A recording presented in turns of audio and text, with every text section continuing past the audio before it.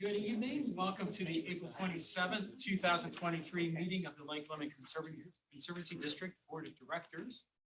We do have a quorum present. Mike Blackwell might be joining us online, but doesn't look like he's there quite yet. So regardless, we do have a quorum.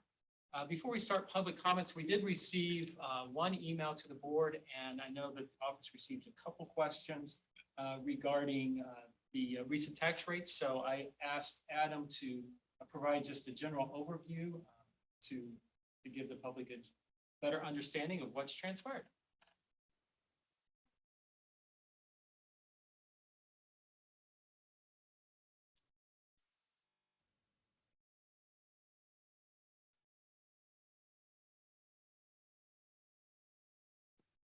This is going to be just a general tax overview about the Conservancy, Tax and Authority, kind of the history of the taxings to get everybody on the same page and kind of understand how the process works.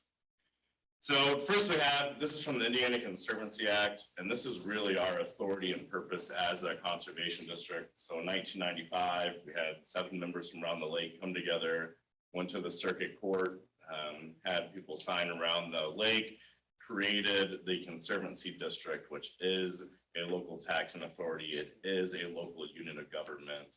A lot of the calls that we received were talking about homeowners associations and kind of flat fees for homeowners associations. We're not a homeowners association. We are a governmental entity, special taxing district. So that's why our taxing methods fall under that progressive style, similar to your property and your county taxes. So also the reasons, just kind of why the lake was formed. Each conservancy district, there's 8 potential reasons, whether it's flood, dam control, water resources. There's a list. The Conservancy District was formed for recreation, and this is all from our district plan that was created and codified by the courts. Maintained primarily for boating and fishing, and then operation, maintenance, improvements, which would be upkeep of the dam, the lake, and the spillway. And one other thing that likes to get brought up a lot in conversations is the property values. And that is mentioned in the district.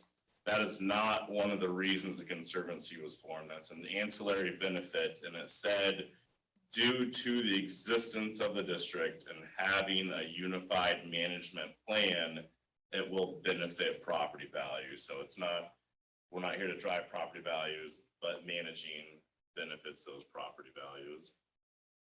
But then I wanted to kind of just show the property values over time. So the tax rate is based on the property values. On the next slide, we'll get into that a little bit, how it's assessed and what they actually do. So these are the assessed values of the Conservancy District as a whole, a couple snapshots since 2002. So in 2002, the district as a whole, a little over $20 million assessed value. In 2007, a little over $66 million assessed value. 2018, $123 million assessed value for all the property. And in 2023, $174 million. So since 2002, we've had a 756% increase in property value for the Lake Conservancy as a whole. Since 2018, we've had a 42% increase in our assessed values. Below that, I have a Monroe County non-conservancy properties. So we took a smattering of like 10 different properties, look at the increase in property values for the same thing. Since 2002, about a 32% increase. Since 2018, a 10 to 25% increase. So you can really see on this that there is a benefit of the Conservancy for your property values. So we definitely are a major driver around the lake for that. So how are the Conservancy districts funded? There is receipts and gifts, so donations, gifts, funds from governmental agencies, that would be grants, like we do receive lake and river enhancement grants for vegetation every now and then. When we first started the dredging project, we received a little over $300,000 in grants to get the dredging project off the ground in 2006.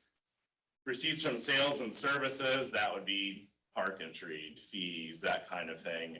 And then finally, and this is our only guaranteed revenue source, is the special benefits tax. So under the Conservancy Act, all the real property in the district is used for the purpose of leveling a special benefits tax to pay for the expenses of establishing the district, administrative, operating, and maintaining the district. And that special tax is based on the amount of benefit received.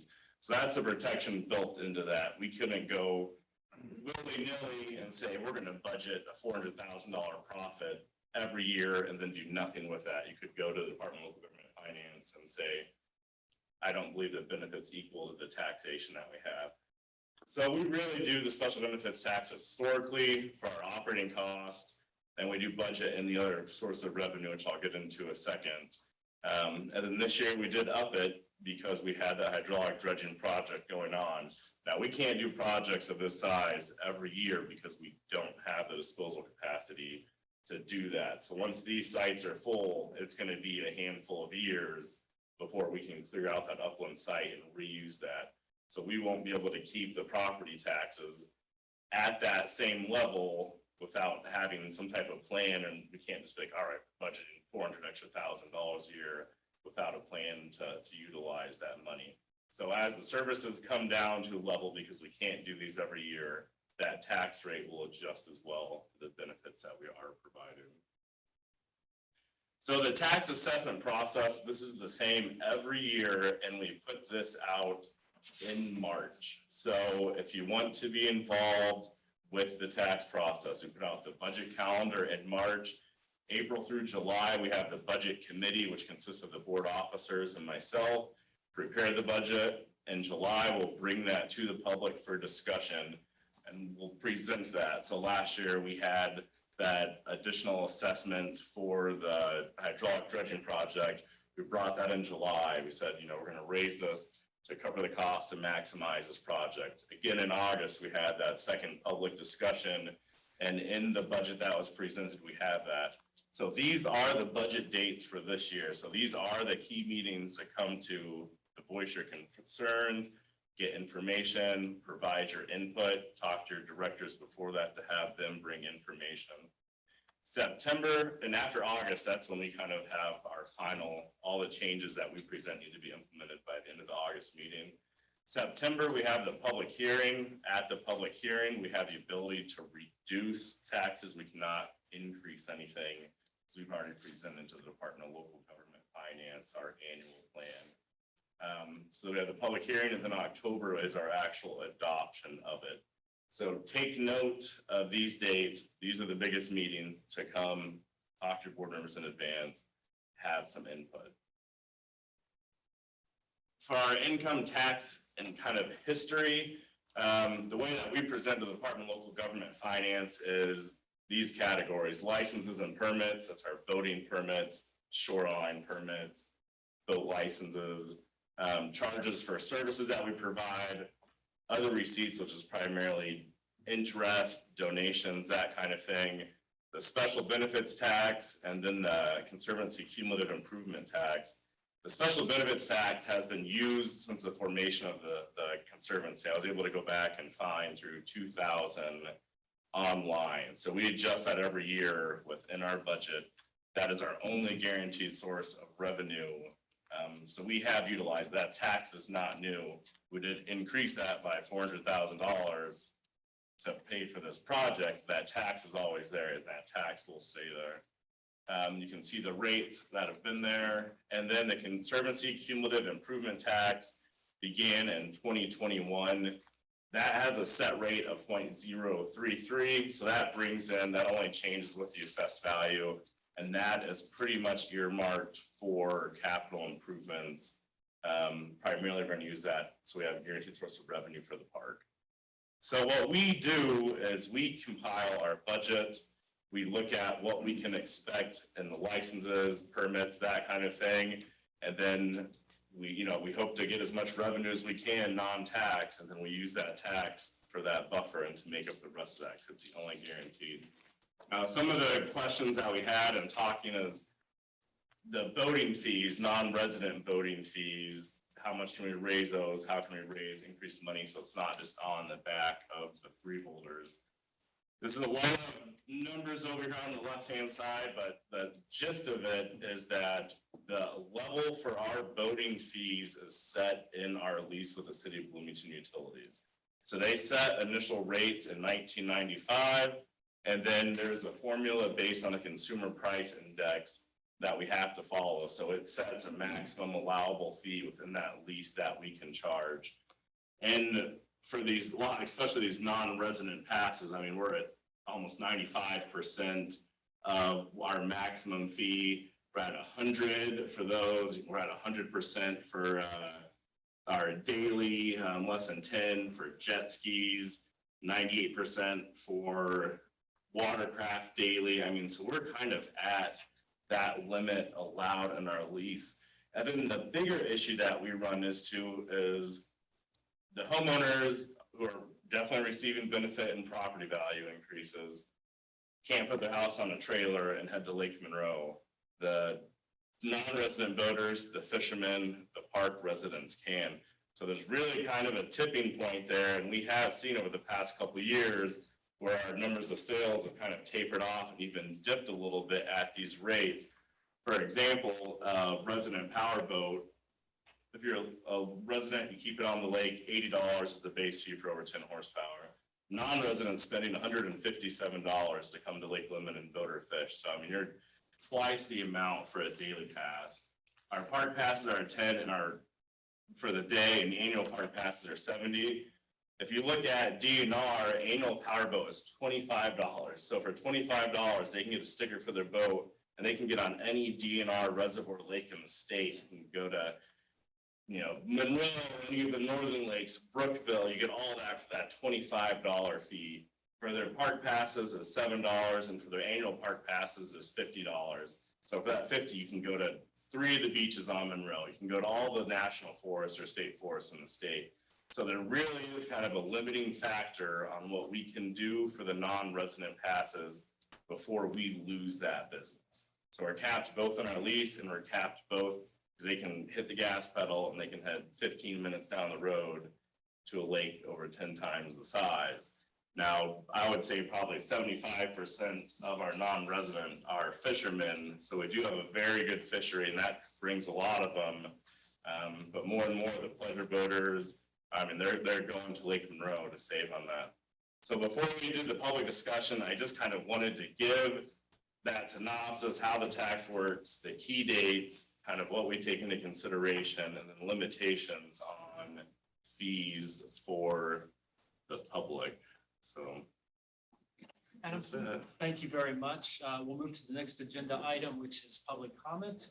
We invite the public to come up to provide any comment they wish to the park board. We are asking that if you do make any comments, to please limit your comments to 3 minutes. When you get to that 3-minute mark, I'll give just a friendly note to ask you to wrap it up. With that, any members of the comment that would like to provide comment, we're happy to, if you would just state your name, and if you don't. Steve Langman, District 6. Awesome. Are they gonna put the silk curtain up along Possum Drive this year?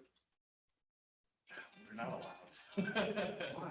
We Just a can't, silk curtain. we can't stop the flow there. So we You tried. gotta stop it, just to. We tried that before, and then it would blow out, and then it built up to that sediment right behind it. And we got- That sediment just, got it a just little bit rolls of down the talking road. to. I'm hoping that that area is all in that zone 4 for the hydraulic dredging project. Once we get to that area, it will come out, but it's, I was just wondering. yeah. It does build up there. It's really getting shallow. I know you just dredged it 2 years ago. And it's really shallow now again. We can definitely look into what we can. All right, thank you. Thank you.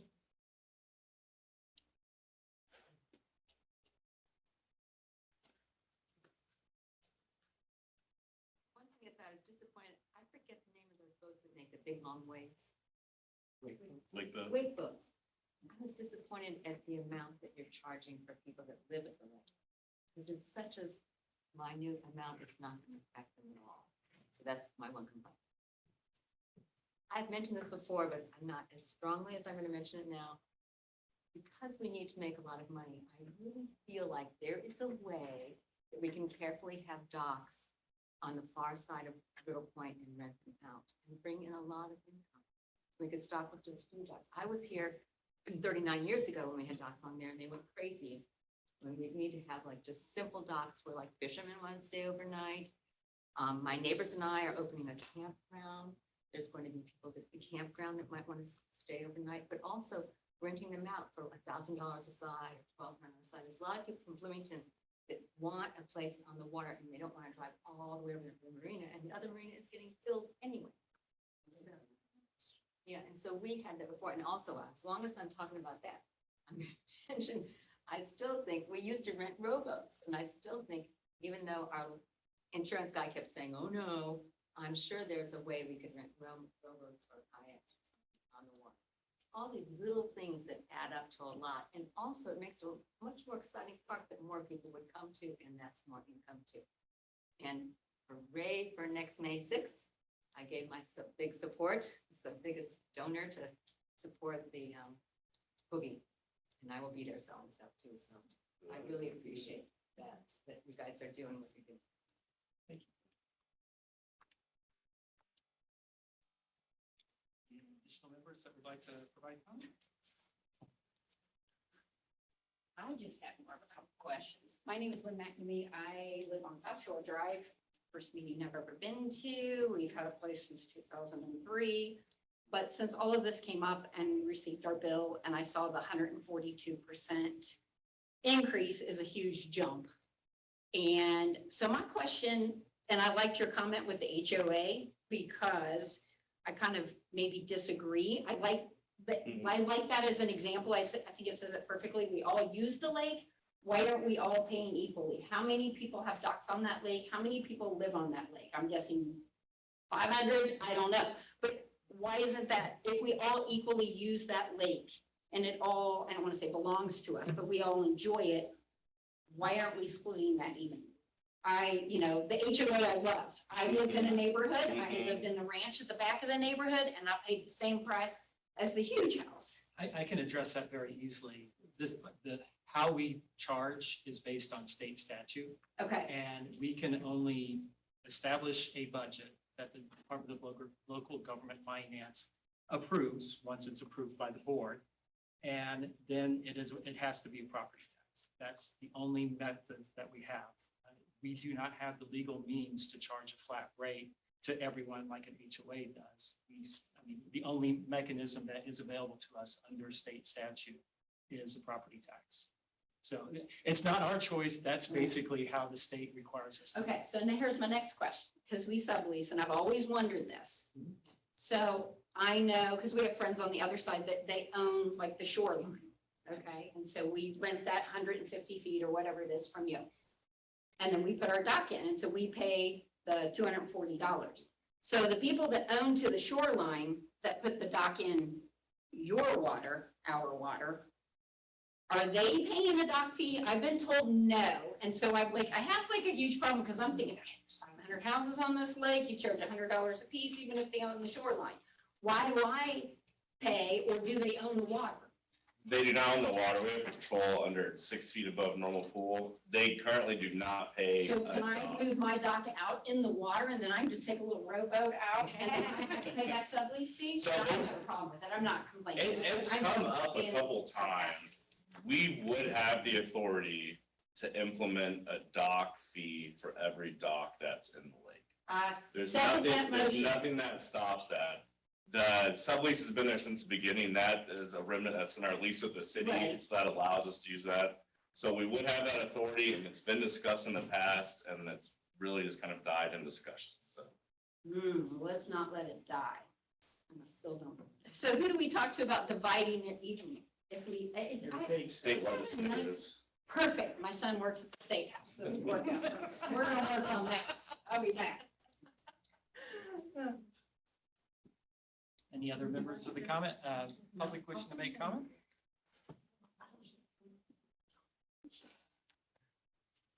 Sorry. Well, thank you, Adam, for that presentation. I will tell you that was extremely enlightening. And I learned some things. I'm sorry, I'm Tina Easton. I thought you all knew me. I was. Your name. I know your Yes, face. my husband's Chris Easton over there, and we're actually neighbors of Lynn's that just came up and spoke. And we're in, neighbors of Lester as well. We live next to that Lester. But anyhow, I did really appreciate that presentation that you just gave. I feel like that was very informative. And that's the kind of thing I think we need to have sent out to people about this tax. I mean, honestly, I kind of feel like shame on you guys for not formally informing people.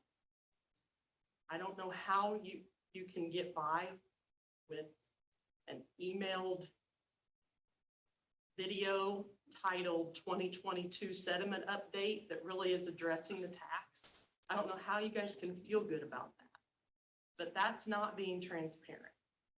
And nobody knew until they got their bills how all this was gonna affect us, including Lester. You know, he didn't even know. He's like, well, I can't wait. You got your bill? I need to go get my bill. He didn't even know how it was gonna personally affect him.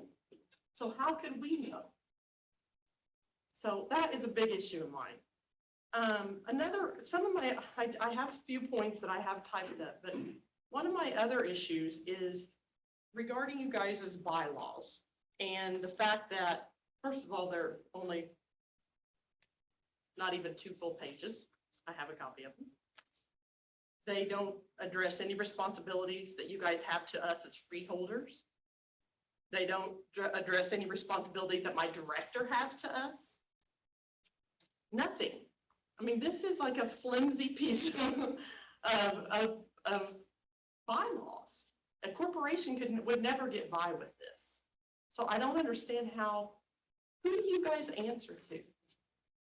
We're political subdivision, so Okay. we are each elected, and every 4 years, we get No, elected and no, reelected. the board in general, like. That is how we are, that, just like a city council member, just like a city or county council member, we're elected. So Right, we are elected by the freeholders, and okay. if the freeholders are unhappy with our work, they cannot elect us. So, okay, I'm sorry. So my tax went up 142%. Didn't expect it. We do have a formalized process. This isn't a Q&A. We have one speaker. Okay, I'll just read through this really quick. According to the Indiana Code 1433, number 4 on the list of obligations, which actually Adam had those posted just a few minutes ago. It says that, it says land that receives exceptional benefits from the operation of the district plan should come before assessment of taxes. The city of Bloomington owns land and receives exceptional benefits, if I'm not mistaken, as the backup water source, correct? Not anymore. Not anymore. It's no longer the backup water source for the city of Bloomington? They took it off. So they have no exceptional, what was the key word in there was exceptional benefits any longer? The only people that we can tax and charge are the freeholders of the district. We cannot tax or charge the city of Bloomington, which owns the land. We would like to, don't get me wrong, but we can't.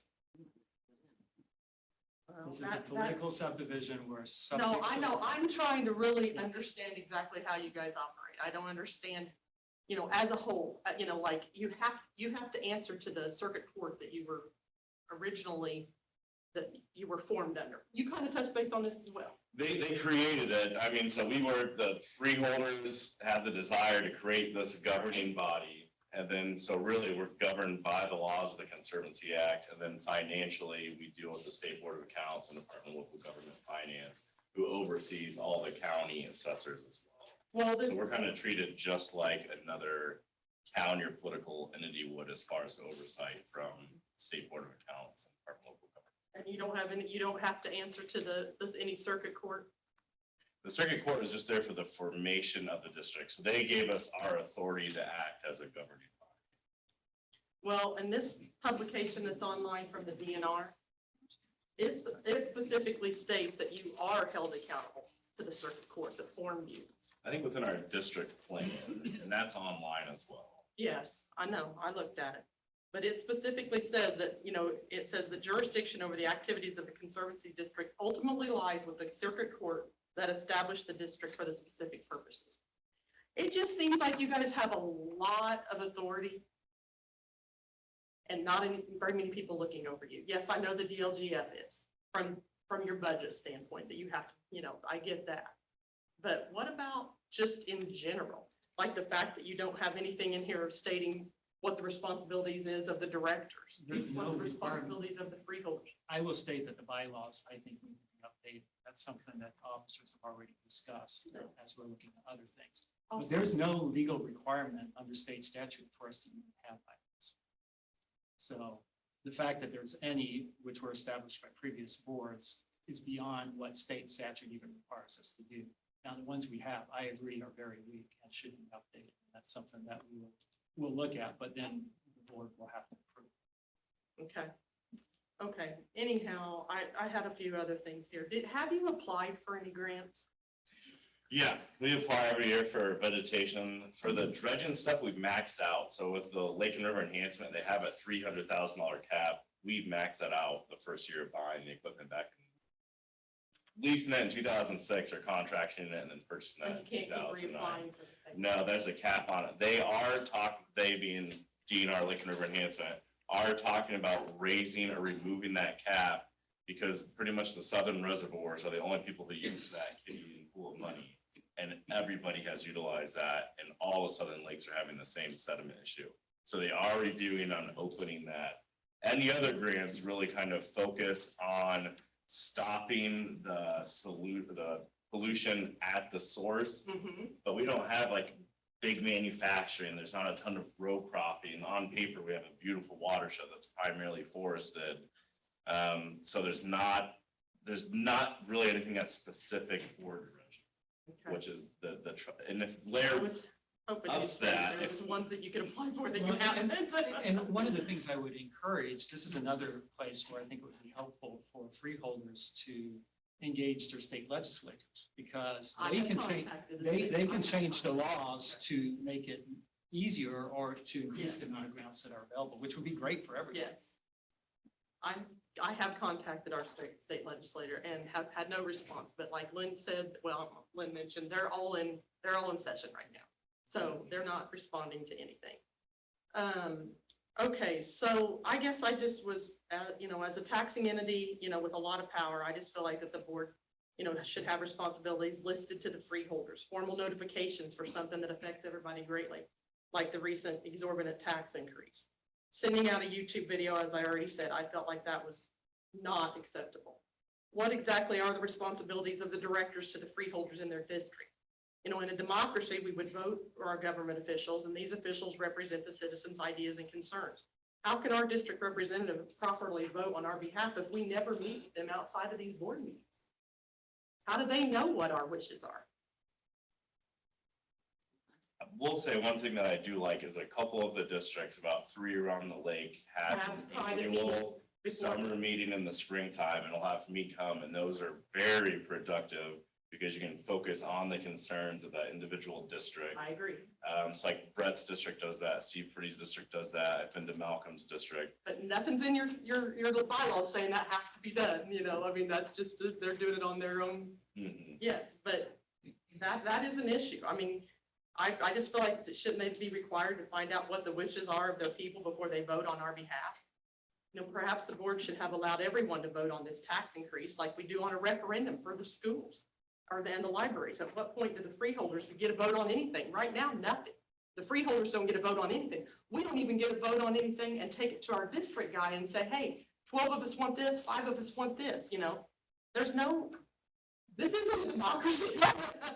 Again, the way we do things is established by state statute. So if you have an issue with that, I've read state statute. I have, So- trust me. And I would encourage reaching out to your district directors. That's how we try to put out everything a week in advance of the meeting, so you can read it through it, bring I appreciate that. concerns. I do, but right now we don't have that meeting with my district representative. But I'll just say that when an issue comes up, I get emails from my people and, what their concerns are and correspond from them too. So you're But always. did you know welcome to reach out. how to vote for your people? I mean, did you know that they all wanted the dredging?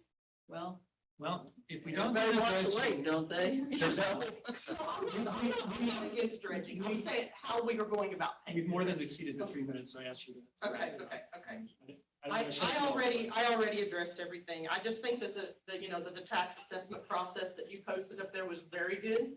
I feel like that's something that should be in the bylaws, And then I had a question. You said 2021 was the first year for the special benefits tax, and this is supposedly a 3-year project. Is that correct? That was the first year for the cumulative conservancy improvement fund, which is, That's the special benefits tax. no, Special that's benefits. separate. The tax rate that the Lake Clement Conservancy District charges is a special benefits tax. So since the date that the Conservancy District was established, the tax rate is called a special benefits tax because we're a special benefits district. So that's the GEN. Yeah. The GE and the general. Yes, Correct. correct. Okay. And that's And then- adjusted annually. And then a cumulative capital fund is an additional tax, a small levy that can be established that's basically designed to assist with capital improvements within the district. In our Okay, case, and that's the 3-year that- project. that's, No. no, that's the 3 .03 that's charged. Oh, the That's little rate. bitty. You got it backwards. Okay, I have them backwards. So on the one that's the general. Correct. The 3-year project is the dredging project. Okay. And then that additional funding is coming from the general. The big So tax. 2021 was year 1, 2022 is year 2, 2023 this is the last year for it. No, Oh, yeah, I know. Yeah, The thing that started in I'm 2021 Chris. was the small 67,000, and that's not going away. The big dollar amount Yes, is is part of the special benefits tax. right? The larger tax rate. And that will vary based on what projects we have going on. So it's never going away. Well, it is going to go down most likely because we don't have any place once we're done with this particular project to put the sedimentation. Everything's gonna have to dry out before we can remove it. So there is a high probability that that rate will come down. So every year it's gonna change based on the What project. projects are going The on. needs, yeah. In the perfect world, we would be able to spread it out over a longer period of time, so we don't have to do this large increase when we have an active project. But that's just not the way it works with the Department of Local Government Finance. We have to have an active project in To close pay for proximity. it that year, yes, because you can't pay them that. It would make more sense to have a smaller amount that we build up reserves so that we can do it. I would love it to be that Hitting way. people all at Yes. once.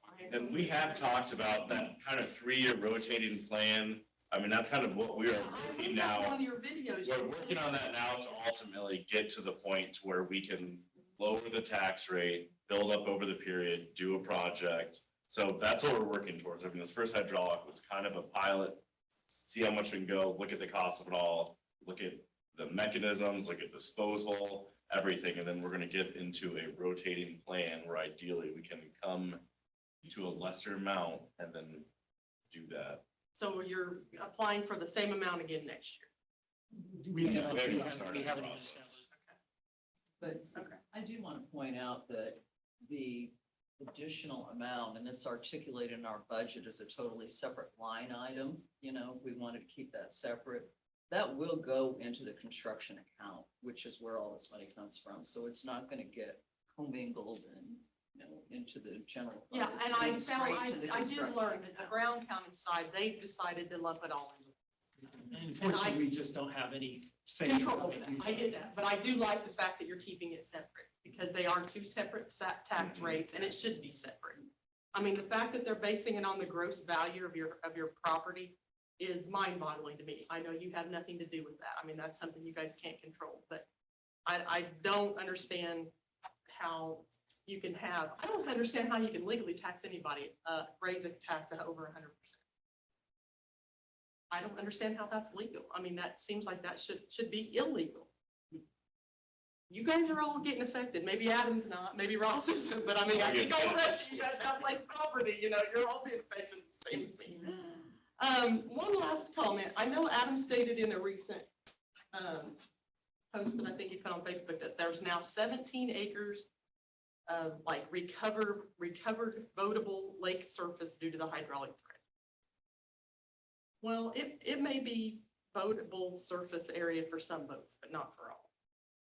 And it seems to me like it's the fishermen that are really enjoying it more than anything, because I see them all flying down toward that end of the lake.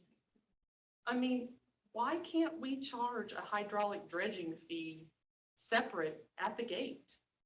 Cause people just go to Monroe. I Who mean, cares? If well, they then do, we'd lose that whole revenue source. I don't think you're going to. They love, the fishermen like it here too much. We raised the We pushed them a lot. fees one time to $100 for tournaments, and we lost over 50% of our tournaments. And not only is it that tournament revenue, it's our annual passes too. So we touched that level, scared Well, them all away and then back down. You figured out, you're giving me a fee for having a ballast surf boat, a very exorbitant fee, I think. Yeah. And I'm sure now. I am not a voting member here. Policy and voting is dictated by the board. Good to know. So I budget this kind of stuff, the projects, the overflow ponds, the designs, those are engineers, they're voted on the board. I am a staff member and I operate within my confines and budget. So I am not, my name and signature is not any of that, so let's make that clear. Well, I appreciate that, and I do think you provided some very good information, so thank you guys. Are you gonna mention fingers? Are you guys, you're gonna bring that up? Yeah, we're talking about. I'm Susie Clark, I live on South Shore. I've lived It's on a the lake creek. now for 43 years. And I appreciate the dredging. My concern, I saw the video in July, we talked about how we're gonna prevent all that silt from coming back in. What I don't understand, what is happening now to prevent us not having to do this constantly? Because I live on a channel, which we dredged down to, I'd already paid to dredge it a couple of years before my area. They came and dredged it, and they didn't make the landholders put anything up to prevent this, the erosion. I have a seawall. Guess what? That 6 feet's now 3 feet. And if we don't do anything to stop it, it's just gonna be a continuous battle. And that's my concern as a homeowner. And I'd like to know what we're doing right now for all that 17 acres that we just fixed. Well, I want to say that 17 acres, we like to highlight it as boatable, now recreatable service, but as Malcolm's brought up before, that eastern bay is the capture for that sediment. So based on the engineering studies, we're not gonna be able to reduce the load of sediment coming in. When they first built the lake, it was around 40,000 acres coming in annually. Now it's close to 140,000 acres. Yards. And so the first line of defense is where that creek slows down, then that sediment can settle out. That is the East Bay. So why we now have that at 17 acres to 5.5 foot deep, and you can go through there and fish.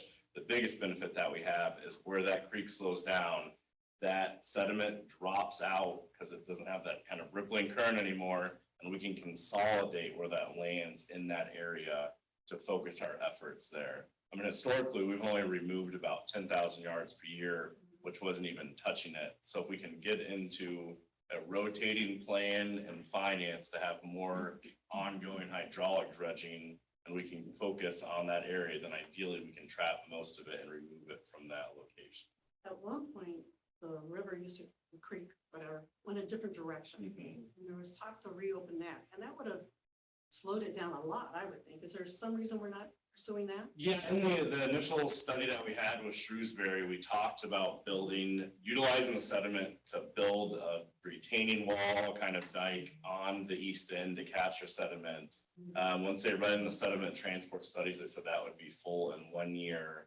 And they came back and they said, you will not be able to capture sediment any better than Mother Nature is in that 300-acre wetland. So during our high flow events, that whole area is inundated. And that captures the sediments. They go essentially the capture bay is that East Bay. And they go, you can fight this, and they go, if you were to go in and do shoreline, like work along the entire Bean Blossom Creek, it's, I think like 50+ miles, and you were looking at hundreds of millions of dollars. So they had said, as much as they hate to give us that information, you can focus on keeping that area deep. And then the most cost-effective way is to going to be the dredging. And that's kind of the nature of the So beast. we're doing this forever. It's like mowing the grass out here. Yeah, a typical reservoir is between 50 and 100 year lifespan. Yeah, about 100-year lifespan. So if you build a lake if you do absolutely nothing, Mother Nature will reclaim it and turn it back into a creek within 100 years. So unfortunately, and as our storm events have gotten stronger, or at least more intense when they happen, it drives more sedimentation into the lake. So we're getting more coming in faster. So it's a forever problem, unfortunately. So we're gonna have this fee forever. So how do we spread it out so we don't have the 150% increase? That's what we're working on. That's the, this is not something that we would want, I mean, we're all paying taxes too, so it's not, I don't think there's anyone in the world that likes paying taxes. But it's a challenge that we have with the asset management. I think if there's a valid plan in place with the DLGS, Adam and I have talked, I mean, then we can cobble some money away on an annual basis, you know. When I came on this board, I mean, you look back since the formation, and I've been coming out to the lake for probably as long as you have, and nothing was done.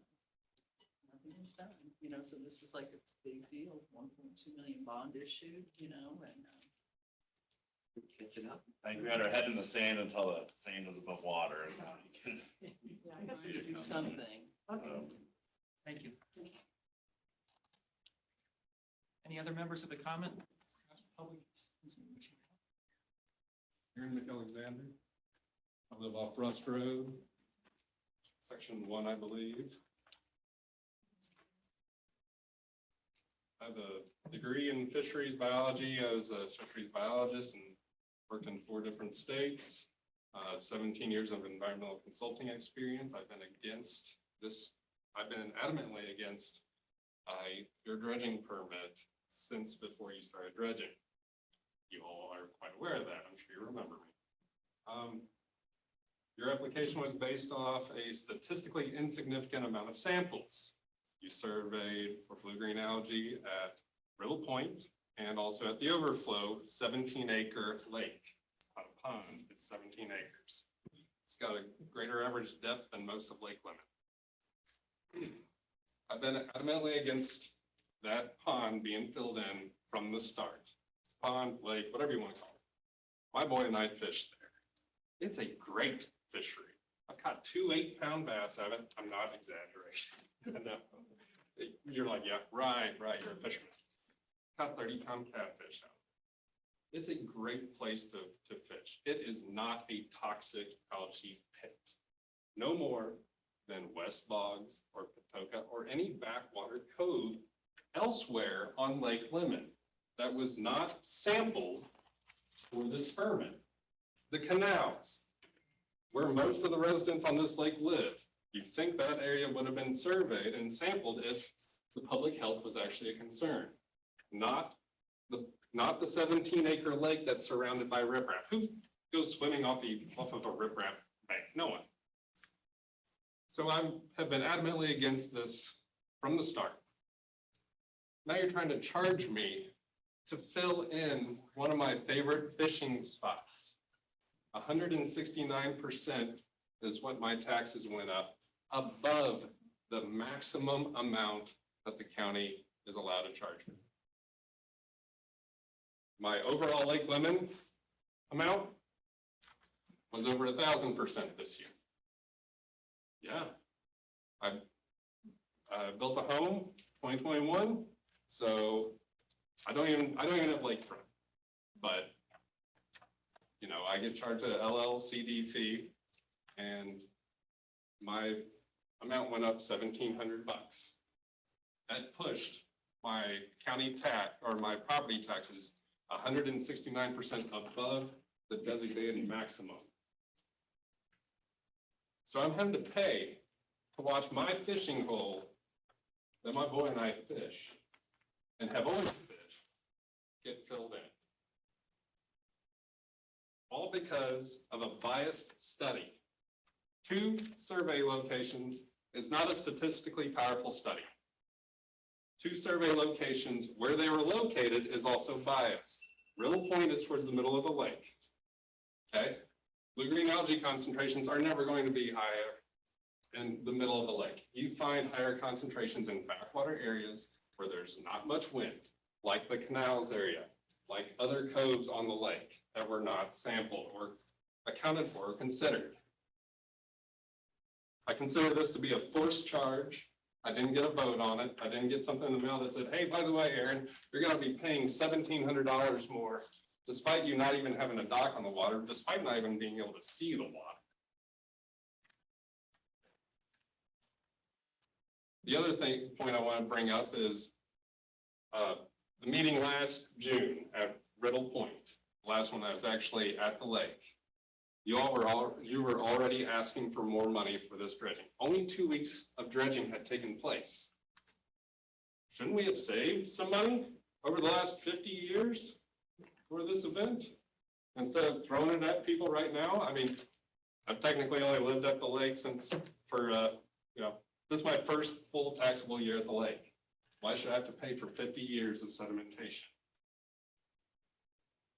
I consider the permit itself to be fraudulent based on this poor study. I consider the property taxes, my property tax increase for Lake Lemon to be extortion because I didn't get a chance to even vote on it. But I did voice my opinion against it. I consider this taxation without representation. I'm sorry, I love fishing the lake. I consider the value for me to fish the lake to be $122.13.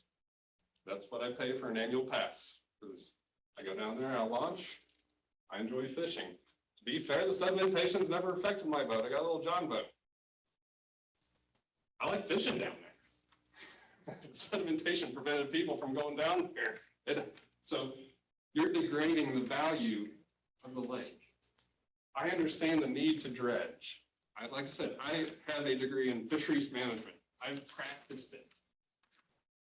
But throwing this kind of plan at people with such short notice, it's bullshit. Thank you.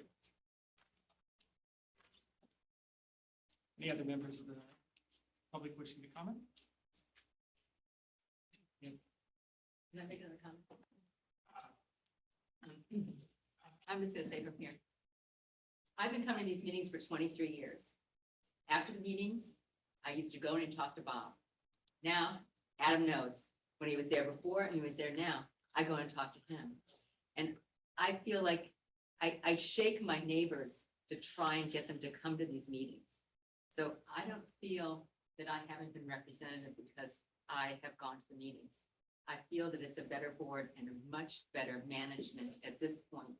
And maybe the reason we didn't save up is because we didn't have such a great board and we didn't have such a great manager in the past. And I want to remind people that you all are volunteers. You're not paid and you've worked really hard, and every time you've done something, you've extensively researched it and researched it and researched it. I've heard the research done over and over. I've heard the objections and people being answered.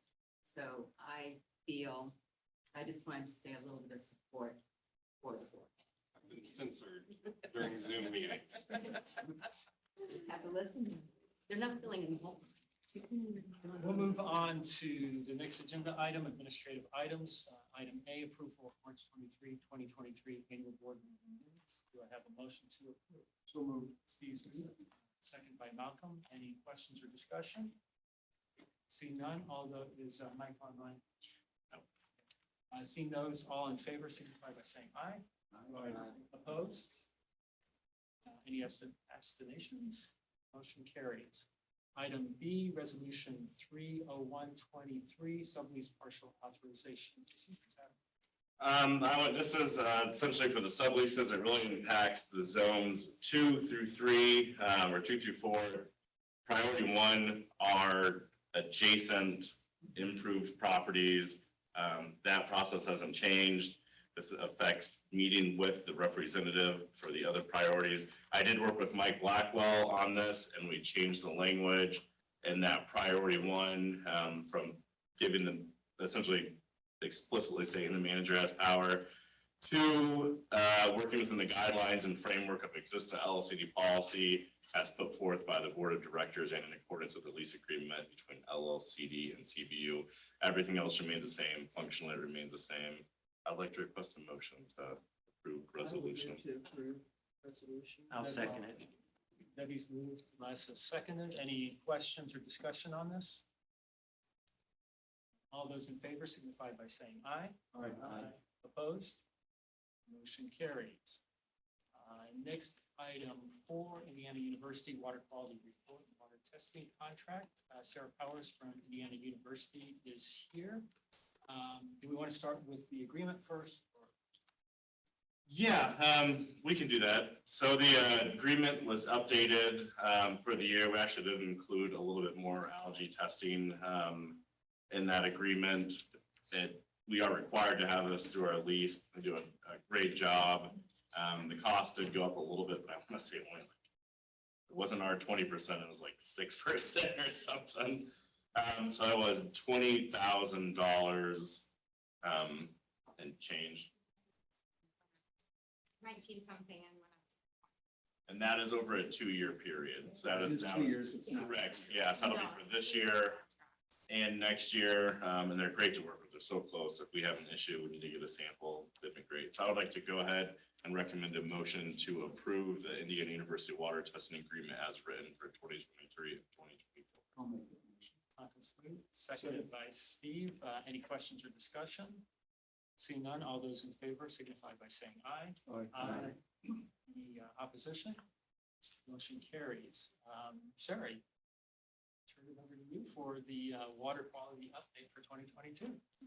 So the water quality measurements, the simple report that we put together that doesn't necessarily include everything that we're doing, but it's a summary. If you want to see everything, I'm more than happy to share you. It's a lot of data and information. But we try to summarize and make that somewhat meaningful for you. So these are a summary of those results that you saw in the board packet that was sent out. So 2022 summary. You can see here the sampling locations that we have. Currently, we sample from a variety of different locations for a variety of different reasons. We currently monitor the beach weekly for E. coli monitoring. We're also sampling there for algal concentrations. So HAB monitoring in that cove does occur in the beach area. That occurs potentially on a bi-weekly basis. It's kind of dependent. We're trying to wait until concentrations are higher, and I'll come back to some of the efforts that we've been going above and beyond to try to figure out what's best for that monitoring and to save money for the Conservancy. And then we monitor Riddle Point and Reed Point. Those are done 3 times each summer. 2 of those are built into the contract and 1 is an in-kind service as I'm training my staff to go and train lakes over the course of the summer. So we bring them out an additional time and get a little extra monitoring in. And then the other sites that you see are stream monitoring sites that we do. We do one in Shuffle Creek, Chitwood, we do Bean Blossom Creek, Bear Creek, Possum Trot, Knob Creek. And then in addition, over the past 2 years, we've been sampling the overflow pond whenever we sample the lake sites for algal monitoring. We did a little additional testing this past year just as a side project that I like to get into lots of extra side projects for extra work. I just can't say no to more things.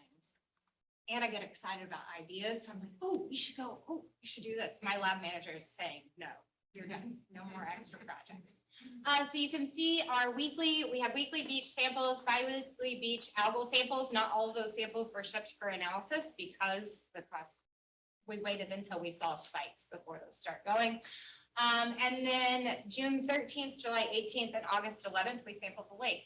Historically, for our contract, we used to sample it in May, and Adam and I discussed this for the last contract and decided that what we're seeing is really nothing's going on in the lake in May as far as productivity happening. So we're really not seeing much happening until June. So instead of capturing May, June, and then one summer, late summer sample instead, so that we capture more of the peak growing season and can see where our worst case scenarios in the lake are, we've pushed those dates to later in the year. And then this graph here shows just precipitation in advance.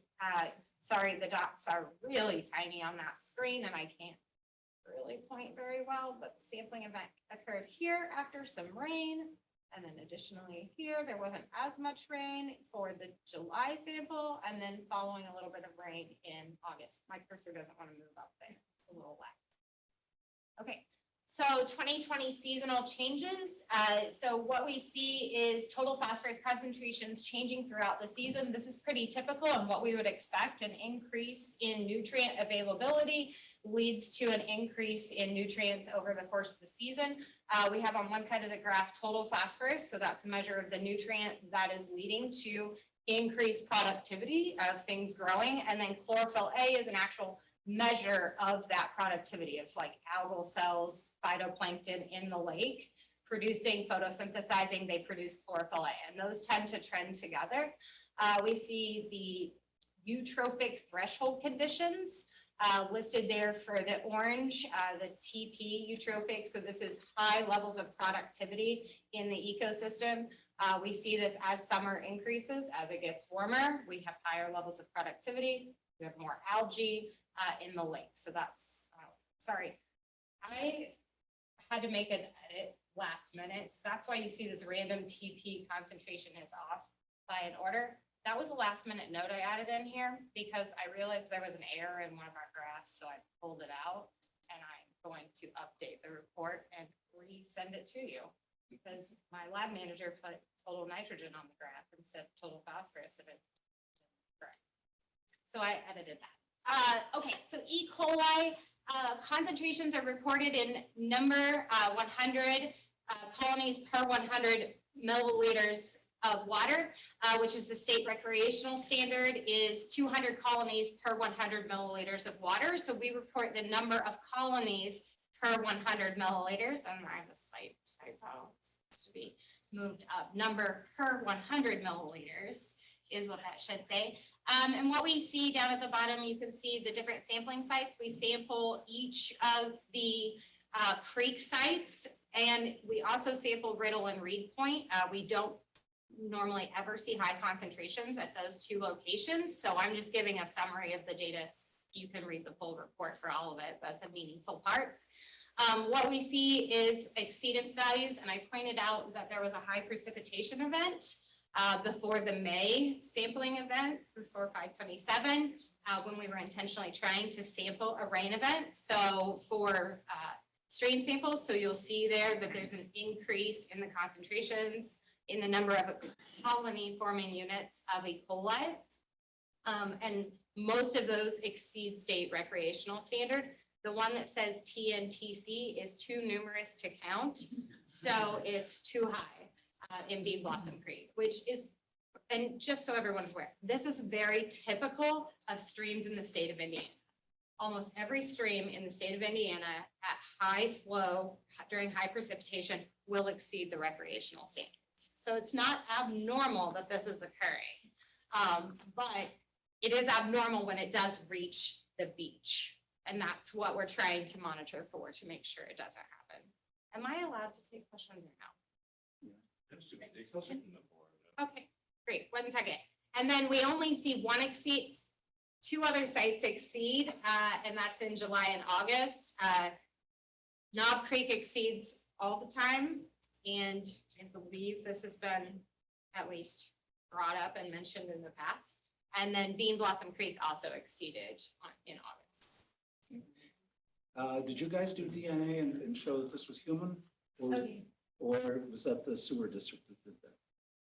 The Brown County Regional Sewer District, in partnership with the Conservancy District and myself, because I was sampling on another project, I got brought into that, did do source tracking analysis. We only did a couple of sites at Lake Lemon.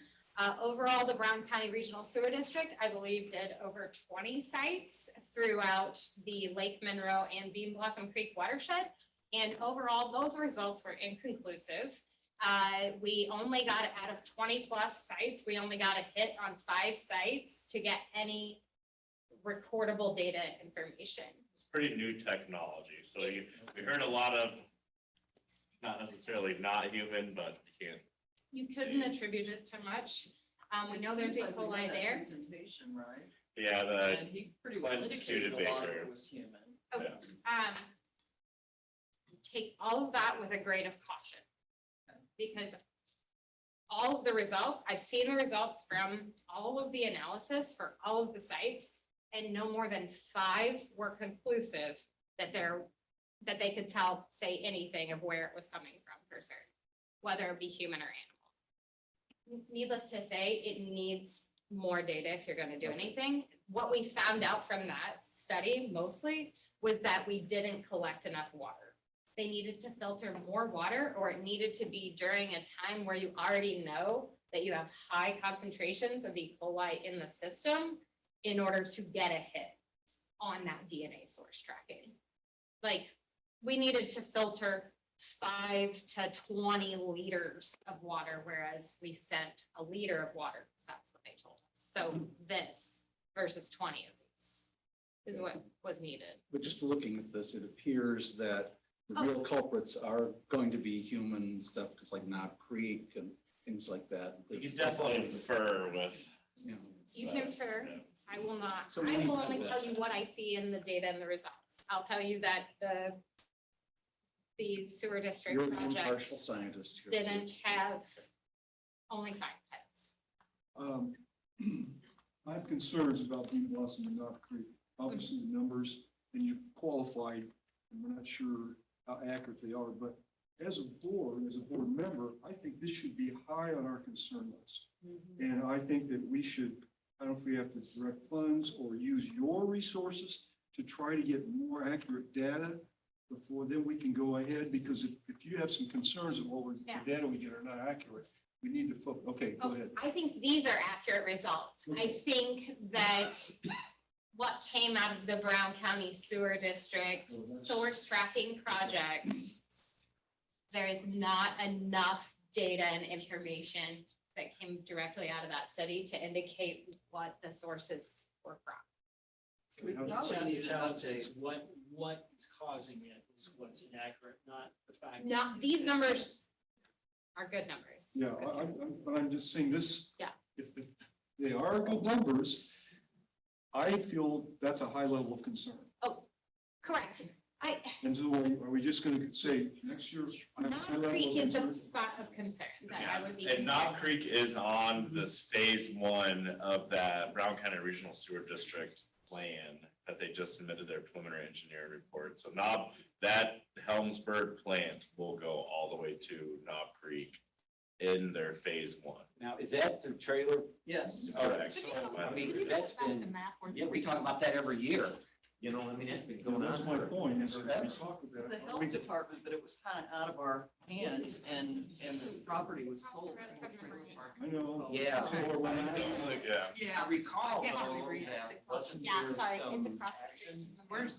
being taken against the owners? It kept getting tossed between the county and the state health department. They finally found the owners. I think the only thing that will have improvement there is to have it on a collection system. So I think that Brown County Regional Sewer District. So how far out is that? Well, it runs at a government speed, so they got their preliminary engineering report, so they're using that, and right now they're applying for a state revolving fund and federal funding for this next step. So it's not gonna be a year. Maybe it'll be 2 to 3 years. Can you maybe at the next, maybe on our next board meeting agenda, can we get an update on that a little bit? So also now, actually, Clint that did the study that is working with that is gonna be hosting a public forum and meeting to update on that project. And he's gonna potentially do it at the Riddle Point Shelter House. So once we get that date scheduled, we will send it out, and then that would be the best people, because you can get it directly from the regional sewer district. But I agree with Steve, I mean, this is a concern, I don't care if it's human or animal, it's poop. You know, I don't wanna swim in it. We're doing all that we can. Years or not? It's Yeah, not built yeah. into our contract. It is very I know this, I expensive. know this. It's very costly. What I can say is that whenever we see this high concentration of E. coli, and I don't have that right in front of me because I don't have the report, 'cause I'm just screen sharing right now.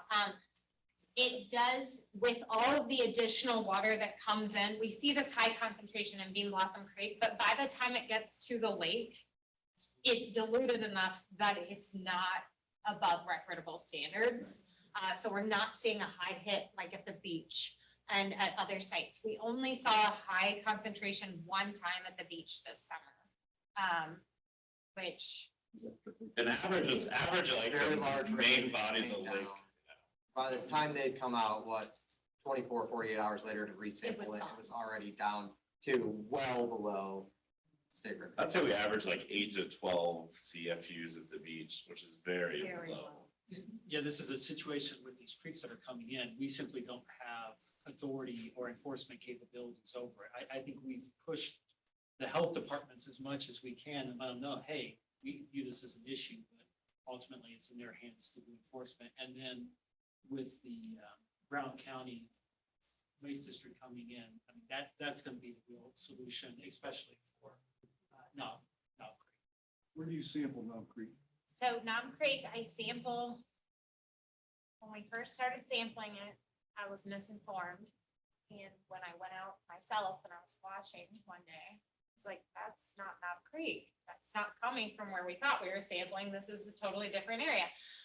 So as you're traveling on North Shore Drive towards the marina, there's that row of mailboxes and you can pull behind it on the road right there. I park right there and then I walk over and there's a culvert and I stand on top of the culvert and there's a creek that drains this way and one that drains this way and I sample right there at the confluence of those two creeks before they go through the culvert across the street Into the lake? into the lake. The other option of what we could do if we want to really understand what is the impact of this to the lake would be to sample on the other side or just a little ways down from that culvert and see how much it's diluting by the time it makes it into the lake. My only concern would be for that area right there next to it, that they could be experiencing high concentrations, because if we're regularly seeing these.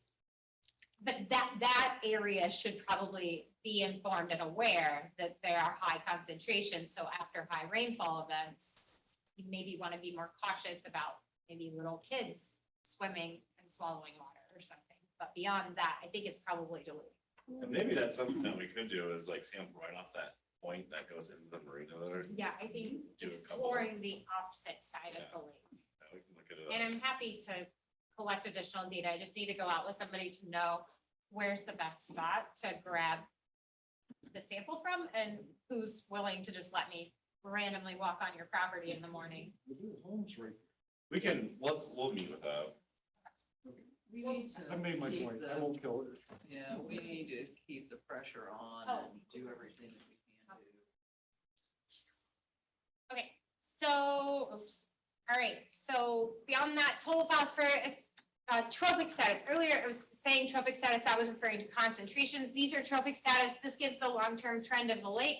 What we see is the long-term trend hasn't really changed much over time. We've been sampling the lake since 1997 roughly, when we were contracted by the Conservancy as part of their contract for the lease agreement with the City of Bloomington Utilities.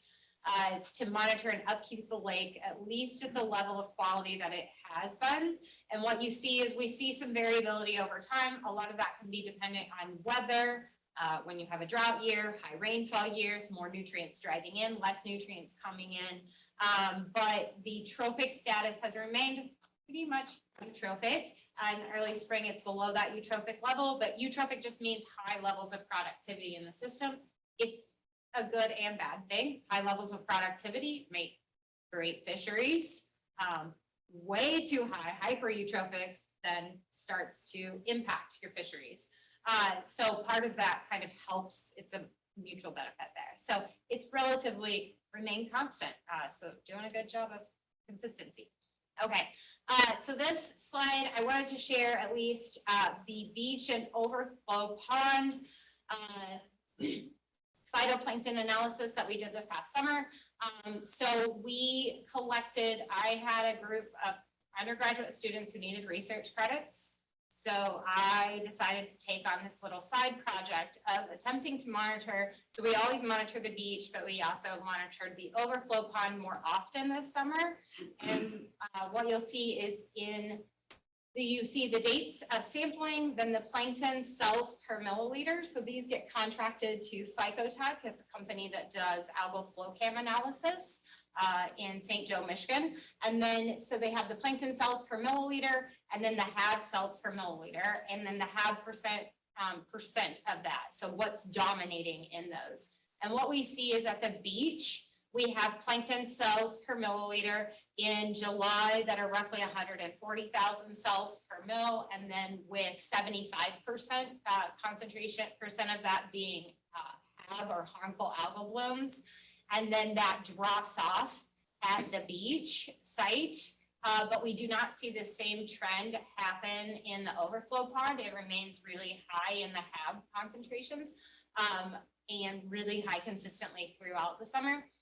My best inference to this would be because there is less wind and mixing in that pond, that it does not get the same benefits that the lake does from large winds. I mean, I drive over the causeway on a daily basis, and I can see the wind and the turbulence and the mixing of the lake because the wind, the airshed comes right over the surface. So it prevents those high concentrations or those high levels of certain species predominating throughout the growing season, whereas you don't see that as much in the overflow or that smaller pond because it's very sheltered with the trees and the large break with the railroad coming through.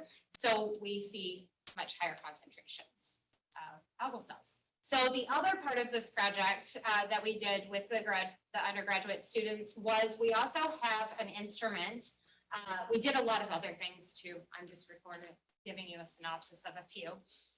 But we also have an instrument that measures in situ measurements for phycocyanin, which is PCA. It's a particular pigment that it's looking for that is only produced in the harmful algal bloom cells. So the cyanobacteria, they're a particular type of photosynthetic bacteria, and they produce this pigment called phycocyanin. There are other cyanobacteria that do not produce this pigment, some that form taste and odor compounds, taste and odor issues, like what is experienced at Lake Monroe when you get the funny musty smell in the drinking water at the end of the year. That's also a cyanobacteria, but it doesn't produce a toxin that's harmful. Instead, it produces taste and odor issues. The ones that we particularly see sometimes at peaks in Lake Lemon or in that overflow pond produce toxins. Well, they produce a pigment called phycocyanin. And we can measure this with a sonde, a fluorometer, in the water, in situ in the lake, and get a concentration. And that's what those PCA RFU values are. And we're working to collect more measurements on this so that we can relate that data to HAB concentrations or cells per milliliter in the lake so that we can determine what's the break point when we need to ship samples to a lab for analysis and start to consider actually testing for algal toxins in that water. Because we haven't moved to that next step of actually testing for toxins. We've talked about it, but that's an additional expense. So hopefully the plan is that this summer we will do this again, take those in situ measurements. The overflow pond, the concentrations were just so high consistently that it threw off the relationship curve. We're only able at this point to explain about 25% of the variability in the data. So it's a pretty low relationship. You'll see there's a lot of scatter. But what I'm really looking for more than anything is a break point of when we should send samples. And right now it looks like we're getting there at about 8 or 9, but we want more data to be certain. And this is very cool because on the ground, what this allows us to do is monitor weekly instead of shipping off a sample and then 2.5 to 3 weeks later being like, oh shoot, that was real high that time. We can get in there day of, look at this data and be like, all right, we need to act now. So we can put our warning signs up day of, and it'll save money because we won't just send every sample off every 2 weeks to the lab. We can look at this, like, does this need to go to the lab? Does it not? And then our reaction time for the public health warning will be Points on this graph reduced to days. are taken at different times, but you just organize them by PCA against HAB here, right? Yeah, so I'm trying to look at the relationship between the two values to see. Over how long a period was this data taken? This was, so you'll see I only have 6 data points. That was last summer. I had 2 undergraduate students who were doing research credits with me, and I made them come out and collect this data, and then I made my other students continue to collect it. The reason we have fewer is because we only sent so many HAB samples to the lab. I'm not So complaining. I actually have way more of the PC. I have a lot of other data that we collected. But this is like 2 months worth of data or something? Yeah, roughly. The public safety aspect is huge. It's a public health concern, and across the United States, we're seeing more and more concern with this. It's not just here, it's everywhere, but because there is so much public use of the lake, I mean, 400 homes, that's a big deal of people who could be impacted. So we want to try to manage it appropriately, but do it in a way that we're not wasting money, which I know nobody wants to do that. Could you go back one slide? I don't want to waste everyone's time. But, so I was looking down the HAB column there. Mhm, Since the dates line up, you could mhm. match the beach one against overflow. Is there any correlation between what's going on at the beach and what's going on in the overflow? Doesn't look like it. There is not. It's pretty isolated. It's isolated. We tend to see similar species between the 2 sites, but they don't always overlap. And the overflow pond is primarily dominated by Raphidiopsis and one other species I can't remember off the top of my head. But that Raphidiopsis that does produce Cylindrospermopsin, a toxin. I know. They used to call it. Did any of these things cause a beach closure? No. So like at this level, the over 100, that would be like the yellow These were a level side on the project. WHO No, they're also World measured Health at reading Organization's during our regular meetings. guidance. So this would We didn't How measure long like, do they have to get? during what is but it? not I- every season. For the HAB, if we were to notice this Yeah. over the period, we can do these insight testing and we saw this going on like a week and we didn't just have a huge rain. We should. Yeah, so the warning for the WHO is at 100,000. Do you know what the beach closure would be at?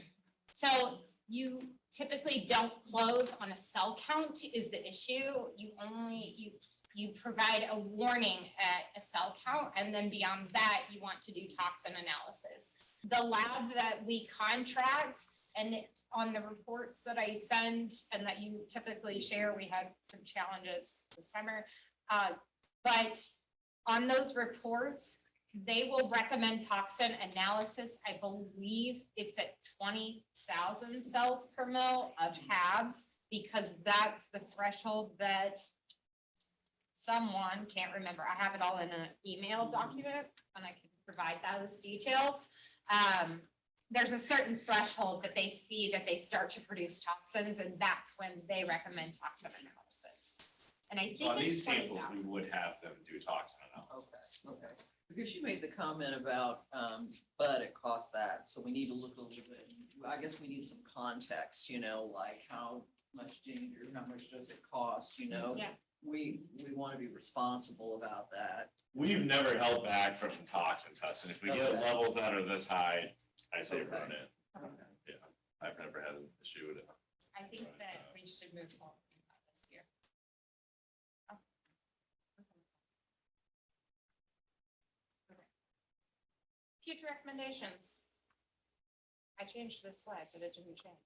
Bacteria recommendations, continue monitoring bacteria, including the beach.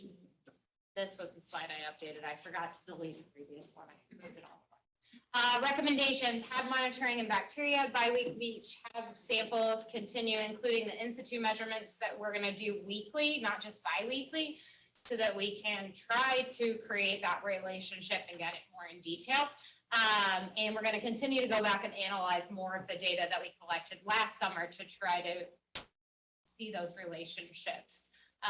Undergrad students don't do the best analysis, so we're still working through, going back through what they did. Have signage and boat launch, at boat launch and the beach, that was completed already. But continue to update signage and share maybe that information online so that people know what that looks like. just like they do for Lake Monroe, when it's above 100,000 cells, they send out a recommendation or warning, they put it out there, and then beyond that, they start to do toxin analysis at 100,000 cells. Develop the in-situ standard for when to conduct HAB analysis, and work on toxin when to do that. And then continue bacteria analysis, including the beach. I think I have that on there from the last slide. More data.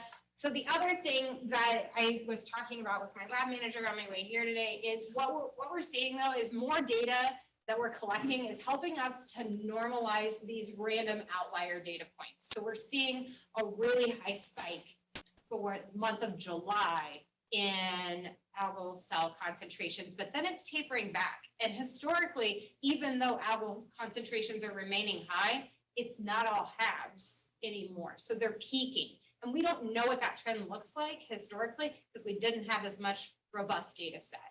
And we're also seeing trends with E. coli monitoring. The more we're monitoring for E. coli across the beach in different locations, the more we're able to see when there's these random outlier events and when it's just normal sampling, what normal data looks like. Because historically, when you're sampling after a storm event, it makes everything look really crazy because all you're seeing is the storm instead of seeing what the day-to-day looks like. So we think our adding more data points, sampling more is helping us see that there's these random events that occur, but we're actually getting some pretty normal, regular E. coli, nothing crazy. Some of the HAB stuff is actually coming back down faster than we anticipated, those HAB concentrations. So we think more data is important. Something, I'll bring it up now. As you know, I've got the rain gauge and lake depth monitor, lake height monitor that has not been working for a long time. I think that the Conservancy ought to buy something like that, set it up so you guys control it, and that would be part of your whatever. You know exactly how much rain came. I know you can find that out, but you'd know lake heights and everything else. I'd love to get your help and recommendation on like what to use for that type of system. And bring that more. I think it'd be a great idea to have on our website, Right. temperature, height. Let's get together on that. Couple All right. grand. Yeah, I mean, you can go to Lake Lemon or Lake Monroe website. Yeah, by the hour you can get it, so. Let's get together now. Don't get the brand that you got though, Yeah, huh? I know. Is that the end of your report, Sarah? Yes.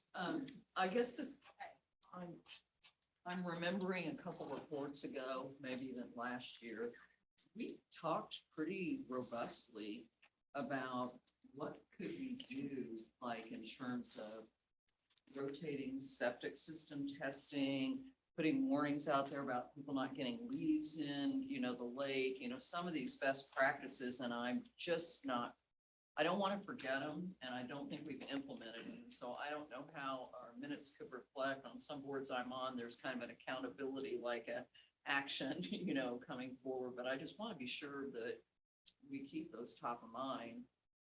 And to that point, we have brought before them that has died off. But like Cordier Sweetwater, as a conservancy district, we have authority to mandate septic testing.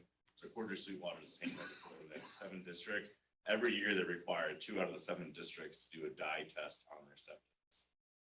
And then they just rotate through. So every 5 years, you're having a dye test to check that. And that's something that we can implement and enforce. And I do have their resolutions and their guidance for that. So that's definitely something we could bring back to the board to Let's talk put it about. on the agenda for the next meeting. Is that too soon? I'd say not let it die, that's Yeah. fine. Yeah. Cause Yeah, it that was- would be, sounds like a great I think it would Can I be make good a to suggestion? bring in Or comment, question, suggestion on the, for, if you're gonna do pad sampling again this year.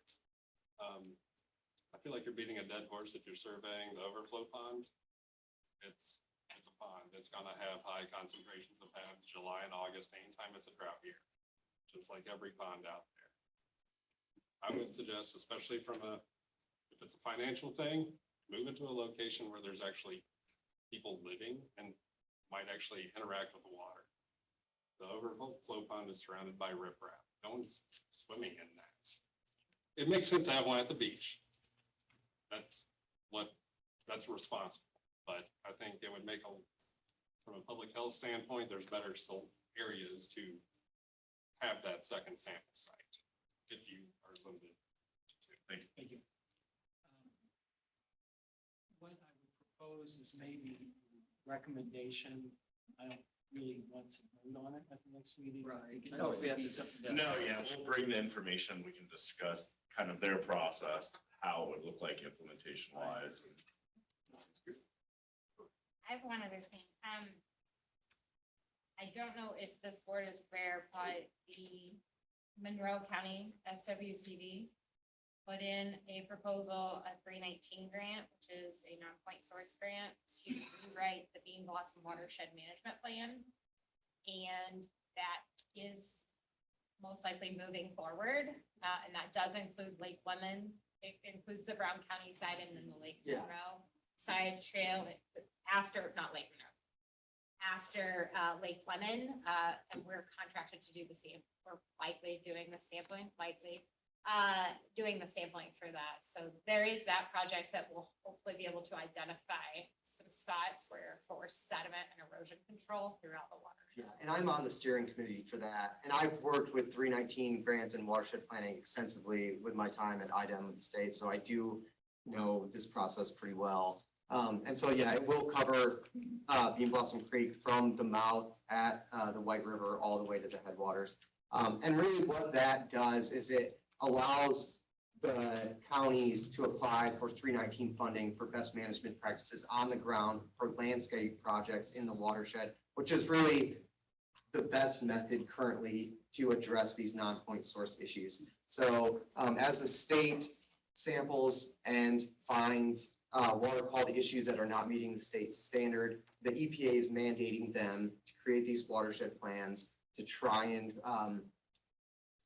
find what their total daily maximum loads are, which is like the amount of pollution that can enter the creek while still meeting state standards.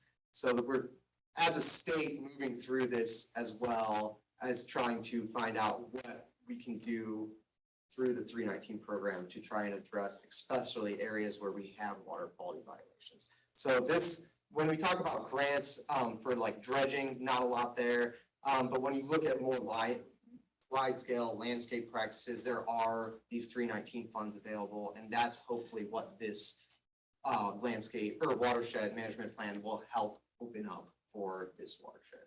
And those grants and landscaping more upstream, so not. Yeah, and these are district, but Yes. this in the district. Yes, it wouldn't necessarily be in the district. A lot of times, I mean, there's a variety of them, but they are generally private landowners apply for these. And they can be anything from like fencing for livestock or high use pads, cementing, so like areas where livestock are fed and congregate, they'll pay farmers to like cement those areas. But even like some forestry management practices are available to landowners.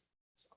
It opened up the potential of partnerships too with like Sycamore Land Trust, so it could be like their land conservation, like a keep your dirt on your land program type thing. So it really opens up that partnership potential within the conservancy district. I just had a quick question about Knob Creek. Have you taken any samples, like simultaneous samples from where you're taking them and then more upstream from the trailer park? Because when if we do have a high flow time, if we could get access, instead of us just inferring that the trailer park is the main contributor to that, just a couple of those data points would allow us to say, because otherwise we're waiting 3 years for the sewer program to go through, and then we realize, oh, it had nothing to do with them. It's something further upstream that we might need to address. I feel like the only thing, Brett, I mean, we need to address this, but I feel like it's been isolated and it is a problem. They've done some amount of testing to know it's a problem. The health departments it would be good to do upstream testing, and that's something me or Ross can roll in there in a truck and snag it, so you don't have to do that. So when we can coordinate on some sampling events, then we I can. mean, it's not gonna those prove anything, but it's too. easier than DNA. Yeah. Yeah. There's also a pond up there. Let's coordinate on that. And me and Ross can get some sling samples too. And then I don't know, who I do we go heard some to, the health interesting things department? I mean, where do you take these little All samples? hearsay. I mean, well, it would help us isolate is that coming from that source, and then it would further hopefully speed up the process of them creating that Yeah, sewer we need district. to do that. That's a good idea, Brett. I mean, The best Michelle's idea been to- talking about that for years, when they sold the marina. First time in my life. Any further questions from the board regarding the water report? Not, we'll move on to item 5, the treasurer's report, March financial highlights. Debbie? Okay, so for the month of March, the biggest thing that you probably noticed is that we got the cash from the sale of the dump truck. So that's $235,000 coming in. And Adam and I are talked to Watkins Accounting. They need to make a few corrections because that money was put directly into the construction account and it is in there. And we have $438,000 in there in the month versus the 203 that we had at the end of February. But they need to remove the truck out of the fixed assets too. It's still sitting in that other fixed asset line item. So overall, our total assets are about 2.4 million. Adam and I have been working on some cash flow analysis just about the bridging project, contracts and things of that nature. And our obligations and what balance are we gonna have in that construction account just to meet the current obligations that we have with Parkland as well as the 20% additional contract we have. So we needed that money for sure. Total fixed assets, need to be corrected, so they'll be a little bit under $1 million. Not much in current liabilities. I'm gonna see about trying to get moved up the principal and interest portion that's gonna be due on our bond payment into current liabilities. We'll see if they can make that change. So overall, we had total equity of about $1,271,000, but again, that's offset by fixed assets at $1,080,000, which aren't worth that. And I'm not sure what the status is, Adam, on some of the other equipment. That was a major presentation we did to the board. We got the approval to sell the dump truck, and I think we're still trying to sell other non-performing equipment and assets so that we can help pay for what we're trying to do here. That's in process. So overall, it looks a little distorted. We're seeing net income of $221,000 for the month of March, and it's because of that $235,000. Pretty early in the year, the comparisons don't tell us a whole lot, honestly. If you look at March 23 versus March 22, we had a lot of expenses for paying insurance and dredging and things of that nature.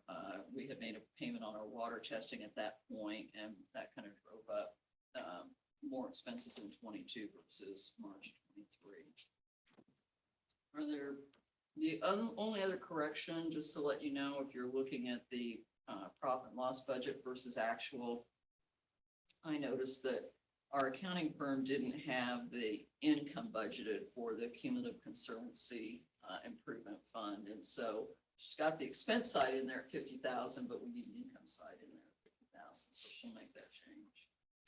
Any questions, comments? Moving on to reported claims for March 2023. Yeah, very non-eventful. The biggest thing I saw in there was actually purchasing stickers and things like that and that was like $1,800 or something, so. Oh, all the passes and the. Yeah. And we had our crime and umbrella policy for $2,952. Other than that, nothing unusual, pretty quiet in March. So I'd like to ask for a motion to approve $21,610.50 in terms for March. So moved. Second. Moved by Steve, seconded by Les. Any questions or discussion on the claims? See none. All those in favor signify by saying aye. Aye. Opposed, motion carries. That brings us to item 6. Finger dot design, finger length discussion, referencing Bloomington City Ordinance 06-09, section 11.04.410. See Buses, I'll take that one. So, Chris and Tina, had, suggested maybe we're looking at, extending the limit on finger docks, because we have a limit right now on just how far you can go out into the lake with the main dock, but the finger docks were, limited at 20 feet. And What's a finger dock? it's, Versus So a like a regular T, dock? like on the football post style, it'd be, you go out the T and then the additional ones that would go out, or for people who have like multiple slits Like on in the their shape dock. of Oh, an okay. H or an IU. yeah, like this. Okay. Okay, so here's the Right. main dock, and then, so then you can pull a boat in there and pull a boat in Sure. there, and so on. And so, we were thinking, shoot, that rule was put into effect in early 2000s, and here, almost 20 years later, boats are a lot bigger. I got online just to see, it kind of depends who you talk to, but, like Boating Magazine, was saying, well, wake boats are, anywhere from 20 to 28 pontoons, they can go up to like 32, they're getting pretty big and stuff. And so maybe it is time to take another look at that. Now, the thing is, though, it is part of the city ordinance, so we can't just make a motion and change it. But I guess what we do have to do is basically agree on it and then go to the city and say, hey, the board wants to make this change and go from there. And So in your illustration, this is the lake and all of Yes. these are sticking out in the lake. You're driving straight into there, okay? Right, You're right, not coming around. right. And the maximum dock length from the shoreline still remains in effect, it's 50 feet or until you can hit 4 feet, or 60 feet or until you hit 4 feet of water. Yeah. So it's really just where they branch off to kind of create the slibs. And so I don't really think there'll be an impact, because dock designs still stay the same, it still prevents permanent structures. The overall length from the shoreline remains the same. Essentially what it means is that if you have a boat pushing 30 feet, you can have protection on the entire side of it instead of only 2/3 hitting into the corners there. So functionally, I don't see any negative impacts from this. That would allow you to, walk the full length of your boat. Cover it, all that. clean it. Whose idea, I mean, have you had freeholders come to you and say, or how? Chris and Tina, my neighbors, Okay. so they, That's your- they brought up with that idea. so, brought up Well, that idea. there's, the biggest issue is maintaining, like we have a, The canopy. So here's how we have to maintenance to either take it off, or we've had a lot of wind issues. We have to take one of my son's fishing boat at the end. He stands on a ladder to maintenance the canopy. I don't really think that's much of a safety thing. Well, it's I getting mean, it on and off. You know, Stand in your boat. have your Stand on the ladder on the boat. On a ladder on the boat. And we were actually out doing buoy and debris surveys. We helped a resident too that was hanging off precariously from his Yeah. dock. So we pulled up on the pontoon and clipped it from him. So what I would recommend, since it involves an ordinance change with the city, is I think we need to understand the process for doing that. Like, for example, I know in certain cities, you have to have a counselor actually sponsors the proposed ordinance amendment. So I think basically talking to CBU to see if they would, if there would be an appetite from the city to consider that. Because I don't want to spend a lot of time if the city's just gonna say no.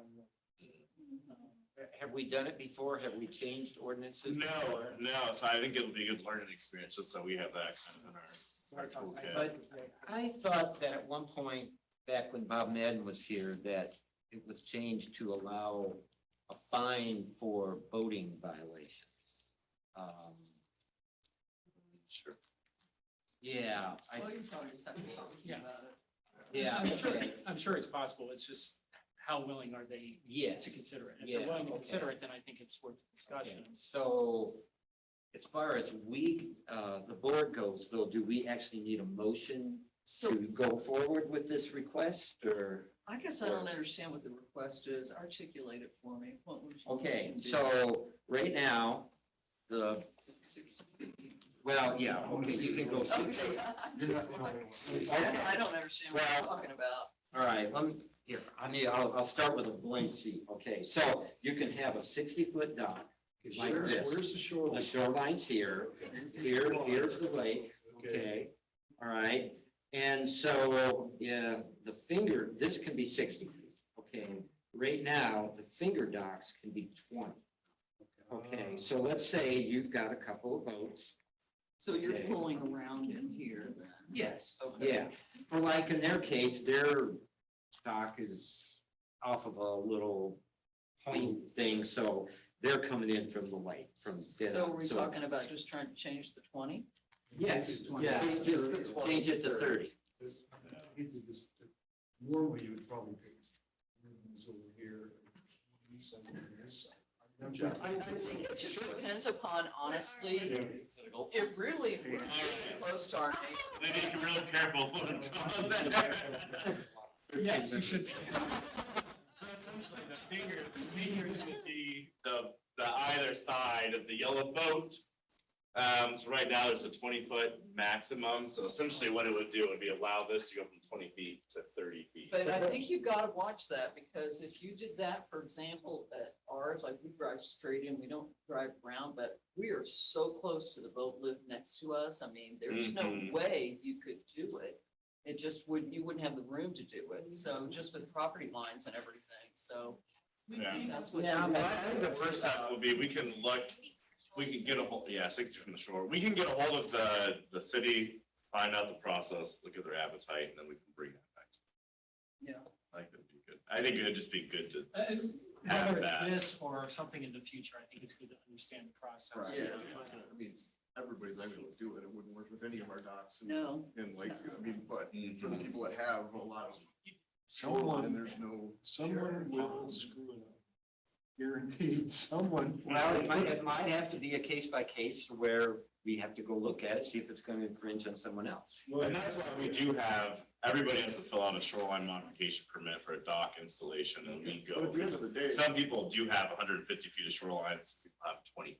but you already can have that shape. So, I mean, this footprint already exists. Yeah. All they're saying is, we just wanna go further out. Sure. So you're not changing what that footprint would be. If you're a riparian owner, though, you can have whatever you want, right? No. No. We're living under the same rules. If you are a riparian, or it only means that you own to the lake. But And then, then we don't have. to There's freeze some docks that property. are longer than 20 feet already than on the lake. oh, yeah. How long, for sure, It's I can give you a fingers picture. put out 20, it's not. So, well, let's look into the process and then we'll bring that back. This should be simple. On the manager's update, I don't have a whole lot. We've been here for a while. The dredging is ongoing. They started a full 30 days in advance of last year. They started a month in advance with the dredging operation. They have that booster pump in place, so after our contract extension of 20%, and that leaves us with about 80,000 yards of material to remove this year. We should be able to hit that with that booster pump starting from the beginning, so the extra efficiency, and we have an extra month of work. We are looking, myself and Debbie, at the financial timing, income, with what our obligations are this year and then what we potentially do next year. Nothing's been decided. We have the budget process that we'll be going through with any recommendations. We've done a lot of debris removal. I think you should, mention your meeting with Heartland, and how they're doing on the contract. Heartland is, they're not making, let's just say they're not making very much money on, this contract after having to buy the extra equipment and operations and weather and, I'm glad that we're learning vicariously and that we have a contract in place. If we move forward with the project, say next year, the next time they expect that cost, right now a yardage cost is like $5.90 cents. They're expecting that to go up about $2 per yard. $1.50 to $2. So they're getting good exposure, but they're not making. Were we able to address the noise issue that? Yes, that's a concern. We are looking into that. We talked to Heartland and they said that that generator does have a shell on it. It's supposed to do that, but Ross is actually in process right now of looking at additional fencing. I think, Yeah, I talked with a couple companies and, I just am awaiting quotes on that. so essentially it's like a chain link fence and then they have sound barriers. One of them is like local to Noblesville, so I'm hoping that you know, if we go through with something that we'd be able to. But really what it would look like in person, would just be a chain link fence with the sound curtains. Like, it's like a metal zip tie basically that you would strap on them. And really from when I would talk to the, like the reps from the companies, they said really in that situation, you're gonna have to completely enclose that area, cause even if it's on 3, you're trying to get the noise up. So like the highest point on the generator, you go at like a 45-degree angle, and wherever your fence sits, you wanna be at least that height to try and push the noise straight up and dampen anything horizontal. So once we get quotes, we'll look into that, and it's gonna be a can we force Heartland's hand to help cost share that stuff. I'm not sure they're gonna say we'll fully Well, take that on. have there been complaints from? No, we had complaints from the freeholder at the board meeting. It's definitely not a quiet. And it's right on the valley right there, so. Yeah, like it's first house. Yeah, they live next door. So we'll bring, once we get the cost, I'll talk with DW and we'll see how we'd like to proceed on that. That's all I got. We've been out there, we got buoys on order, we've done a lot of buoy surveys, we've been out doing a lot of debris work this year. We're doing a lot of park work. We actually just built 8 picnic tables like yesterday for the park. So we're gearing up for the season. Everything's in high gear right now. We've got all of our gatehouse staff hired that we will need. We'll have 2 kids returning from last year, which is good because they were great staff for us last year, so I'm happy to have them back. And so everyone has been in at least for like a training introductory session. Some of them are still in school, so their, you know, availability will definitely open up here soon. And we did apply for our beach permit. We actually started at the beginning of May. So if the weather's nice, we are looking at starting potentially 2 weeks earlier. So the week of like the 15th, 16th.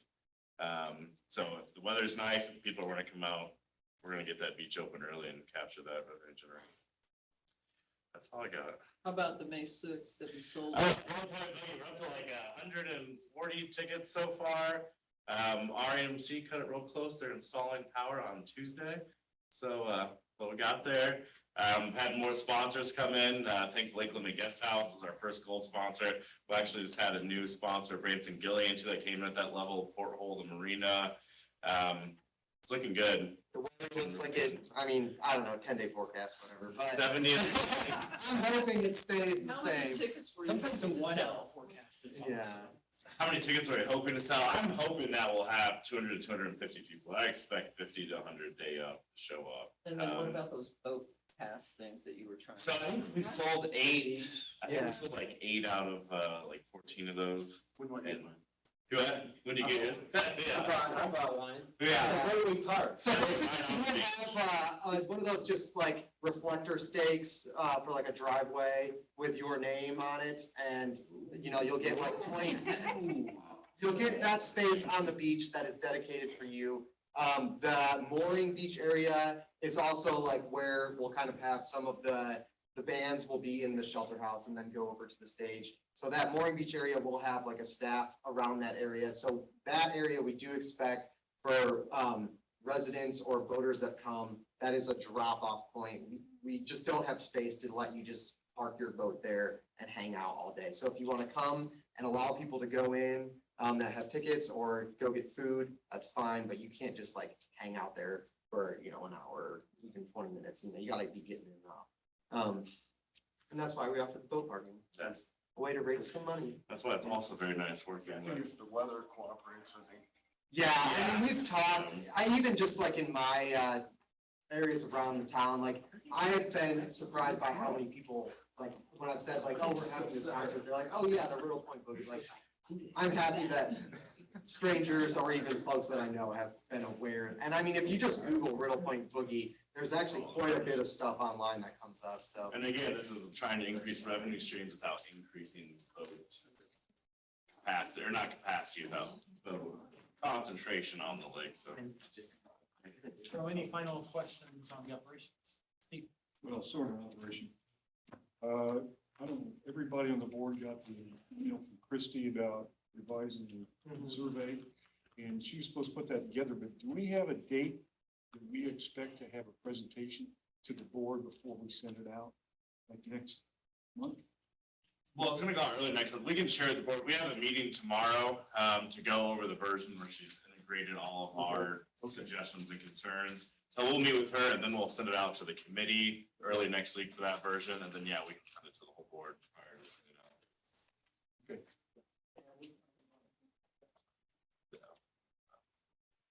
Any further questions? If not, next meeting is May 25th, 2023, located here again. I will entertain a motion for adjournment. I would like to adjourn. Second. We have a motion and a second, barring any objection, we'll stand adjourned. Thank you. Oh, good.